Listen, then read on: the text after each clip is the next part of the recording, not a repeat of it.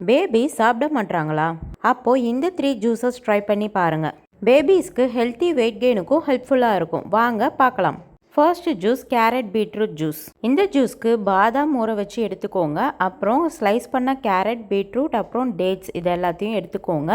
அப்புறம் ஒரு இட்லி பாத்திரத்தில் நம்ம கட் பண்ணி வச்சுருந்த பீட்ரூட், கேரட் எல்லாத்தையுமே நல்லா வேக வச்சு எடுத்துக்கலாம்.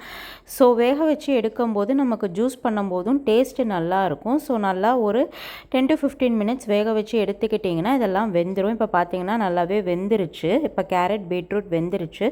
இப்போது நம்ம ஊற வச்சுருந்த பாதாமை ஸ்கின் பீல் ஆஃப் பண்ணிட்டு இதை ஒரு மிக்சி ஜாரில் பாதாம் ஆட் பண்ணிக்கோங்க. சீட் எடுத்துகிட்டு டேட்ஸையும் ஆட் பண்ணிவிட்டு அப்புறம் அதை ரெண்டையும் நல்லா அடிச்சுட்டு வந்ததுக்கு அப்புறமேட்டு பீட்ரூட்டையும் கேரட்டையும் சேர்த்து அடிச்சுக்கோங்க. கொஞ்சம் தண்ணி விட்டு அடிச்சுக்கோங்க. ஸோ ஜூஸோட கன்சிஸ்டன்சிக்கு வந்துடும். இப்போது இதை கிரைண்ட் பண்ணிட்டு நல்லா ஜூஸ் கன்சிஸ்டன்சியில் கிரைண்ட் பண்ணிட்டு வந்துடலாம். இப்போ பார்த்தீங்கன்னா நம்மளோட ஹெல்த்தியான ஜூஸ் ரெடி ஆயிடுச்சு. இதை நான் ஒரு கப்புக்கு ட்ரான்ஸ்ஃபர் பண்ணிக்கிறேன். இதை நீங்கள் ஃபில்டர் பண்ணணும் கூட அவசியம் இல்லை. அப்படியே இந்த மாதிரி பாருங்கள், பாப்பா குடிக்கிற இந்த மாதிரி பாட்டிலில் ட்ரான்ஸ்ஃபர் பண்ணி கொடுத்தீங்கன்னா குழந்தைங்க சூப்பராக விரும்பி குடிப்பாங்க. கேரட்டோட ஸ்வீட்னஸும் இருக்கும், பீட்ரூட்டும் ஸ்வீட்டு, அது இல்லாமல் நம்ம டேட்ஸும் ஆட் பண்ணியிருக்கிறதுனால ரொம்ப ஸ்வீட்டாக இருக்கும். இந்த மாதிரி சாப்பிடாத டைமில் இந்த மாதிரி ஜூஸ் போட்டு கொடுத்துட்டிங்கன்னா காய்கறி சாப்பிட்ட மாதிரியும் இருக்கும். Next juice recipe makhana banana juice. இந்த ரெசிபிக்கு 3 இன்க்ரீடியன்ட்ஸ் போதும். மக்கானா, பீட்ரூட், பனானா எடுத்துக்கோங்க. மக்கானா கொஞ்சம் ஊற வச்சுக்கோங்க. அப்புறம் ஒரு மிக்சி ஜாரில் பீட்ரூட்டை ஆட் பண்ணிக்கோங்க. அதோட பனானா ஆட் பண்ணிவிட்டு அதுக்கப்புறம் ஊற வச்சுருந்த மக்கானாவையும் ஆட் பண்ணிக்கோங்க. நல்லா கிரைண்ட் பண்ணி எடுத்துகிட்டு வந்துட்டிங்கன்னா அவ்வளோதான், நம்மளோட மக்கானா பனானா ஜூஸு ரெடி. இது ரொம்ப ஹெல்த்தி. மக்கானாவை இந்த மாதிரி ஜூஸ் பண்ணி கொடுத்தாலும் கொஞ்சம் ஹெல்த்தியாக இருக்கும். மக்கானா சப்போஸ் சாப்பிடலைன்னா நீங்கள் இப்படி ட்ரை பண்ணி பார்க்கலாம். Third recipe carrot juice.